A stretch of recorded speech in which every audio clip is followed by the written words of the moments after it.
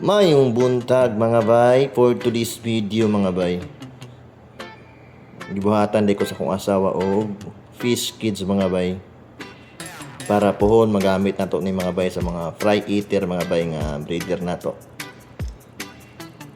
Og paghuman niya gama atong screen mga bay.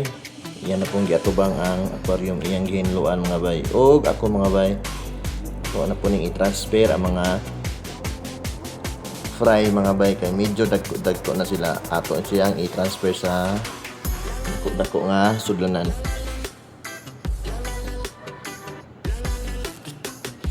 Og karon nga bay nakuha na nato, ato na lang i-transfer sa medyo dako nga sudlanan.